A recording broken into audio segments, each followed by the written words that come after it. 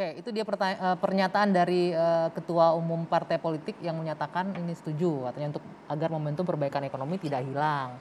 Dan akan menyampaikan aspirasi ini ke politisi lain dan juga ke Pak Presiden katanya. Ini saya mau sampaikan sedikit nih. Ini ada satu studi ya, ini saya baca dari pernyataan Bill Galfeld, itu profesor hubungan internasional di Universidad San Francisco de Quito di Ekuador. Dia menyatakan bahwa alih-alih membawa kemajuan, studi di berbagai negara menunjukkan bahwa penyimpangan terhadap masa jabatan presiden justru berdampak negatif. Sebagai contoh, dia mengatakan di situ bahwa pada 6 negara pecahan Uni Soviet, yaitu Kazakhstan, Uzbekistan, Azerbaijan, Turkmenistan, Rusia, dan Tajikistan, mencatat pendapatan domestik bruto per kapita menurun 2 tahun setelah perpanjangan masa jabatan presiden. Ya, itu juga dia juga mencatat bahwa aspek politik juga mengalami kemunduran 4 tahun setelah perpanjangan masa jabatan presiden. Dan kemudian aspek kebebasan sipil mengalami kemunduran 5 sampai 10 tahun. Jadi tidak ada alasan bahwa karena momentum ekonomi ini itu, pengalaman di negara-negara yang menunjukkan itu kontraproduktif. Jadi tidak layak gagasan itu, alasan itu dipakai gitu loh. Ya, Mbak Bivitri ingin menanggapi? Ya, saya ingin menanggapi begini. Kenapa kita harus hati-hati dengan isu ini? Karena ada 2 hal nih. Yang pertama tadi saya kira Bang Henry sudah sangat tepat untuk menunjukkan bahwa kita sesungguhnya berbicara 2 isu yang berbeda. Ada 3 periode. Ada yang diundur pemilunya. Dan yang saya dengar dalam satu diskusi dengan beberapa orang dari partai politik, oh ini jalan tengah. Ketimbang 3 periode, kita ambil saja memundurkan pemilu, jadi cuma 3 tahun. Ya artinya ada negosiasi. Dan artinya lagi, amatan Bang Henry tadi, oh sebenarnya Pak Jokowi belum komentar loh kalau soal penundaan pemilu. Itu satu hal yang kita harus stabilo ya, kita harus garis bawahi. Dan kemudian yang kedua, kita juga harus hati-hati. Saya kira sesungguhnya ini kan politik kita sekarang begini, sering test the water. Nah mungkin untuk 3 periode test the waternya udah lewat tuh. Dan sekarang sedang negosiasi untuk isu yang kedua ini. Dan saya kira pas sekali ada diskusi seperti ini untuk juga menunjukkan bahwa ada orang-orang bahkan dari PDIP yang juga tidak setuju. Sehingga sebenarnya tidak perlu dilanjutkan. Nah tapi persoalannya begini, ada hal kedua yang ingin saya sampaikan soal sejarah.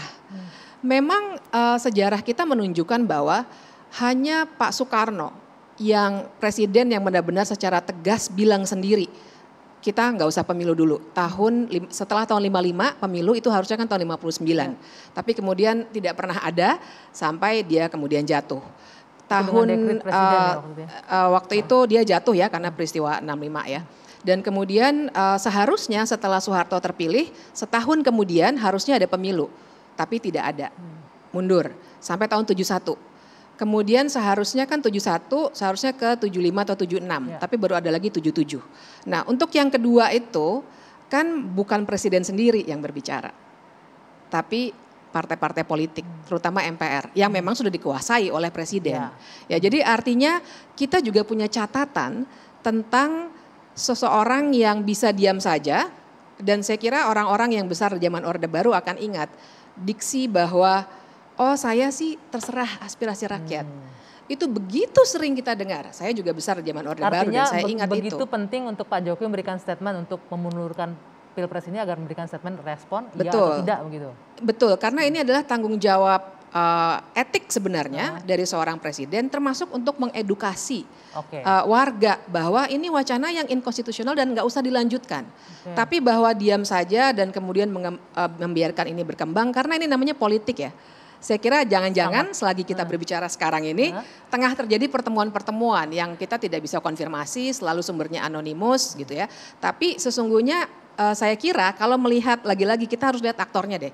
Pergerakan ini nggak berhenti, jalan terus sebenarnya. Bung Faldo, ini kalau melihat sejarah kata Mbak Bivitri harusnya Pak Presiden memberikan respon, bukan terkait perpanjangan masa jabatan ya, terkait dengan dimundurkannya pemilu 2024 ini harus respon. Karena kita punya sejarah yang tadi disampaikan oleh Mbak Bivitri. Ya, kalau kami ya dari awal memberikan statement memang berharap betul gitu, pertama kita bukan dalang dari ini semua, itu satu, itu dan sepertinya itu sudah clear. Ada memang beberapa sumber-sumber yang menyatakan ada diskusi, pertemuan, yang mungkin secara kaedah jurnalistik oke gitu loh. Tapi saya juga dimintain respon waktu itu, saya juga bingung saya harus ngerespon siapa gitu kan, masa anonim dan sebagainya. Apa dimintai konfirmasi benar Iya, nggak ada pertemuan dikonfirmasi. itu? Saya juga bingung ini saya harus konfirmasi apa, siapa yang menjawab, siapa yang ngomong kan saya nggak tahu. Nah, tapi dalam derajat tertentu ketika antara ketua partai politik dan Pak Jokowi lah misalnya.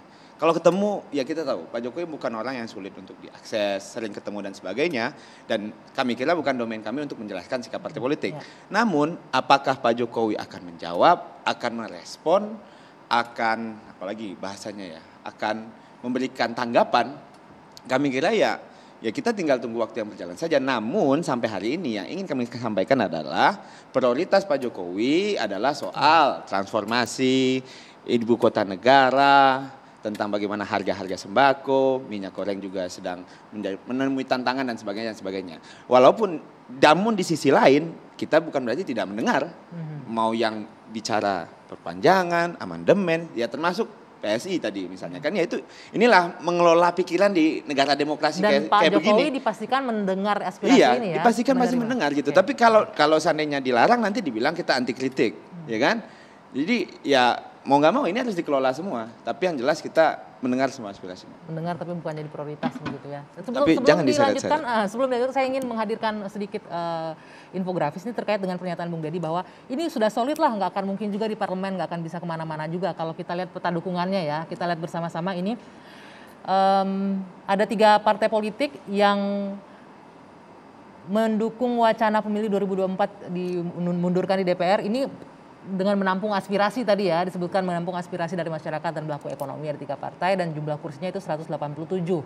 Kemudian yang menolak termasuk ini partainya Bang Deddy dan teman-temannya yang lain, ini ada beberapa partai, ada 6 partai dengan total 388. Nah, Bang Deddy kalau kita lihat dari sini memang sangat tidak mungkin ya terjadi apapun itu mengarah ke amandemen juga nggak akan mungkin. Sebagai suaranya. Politisi saya bisa memahami kenapa Pak Jokowi tidak harus terburu-buru merespon isu ini karena tidak material menurut saya. Gitu ya, karena apa? Pemerintah sudah menetapkan jadwal pemilu. Lah orang mau keluar-keluar tunda pemilu segala macam secara realita politik tidak mungkin. Kalau menurut saya sebagai orang politik gitu loh. Ya, kecuali ada perubahan luar biasa yang tadi saya tidak menemukan alasan objektifnya. Gitu loh. Sebagai jadi orang ini politik, hanya sekedar wacana saja. Baik, sebagai orang politik sangat tidak mungkin terjadi. Tidak tapi mungkin, Mbak Fitri di luar sebagai politisi melihatnya mungkin atau tidak. Tapi nanti kita jeda dulu sejenak. Dua Sisi akan kembali sesaat lagi.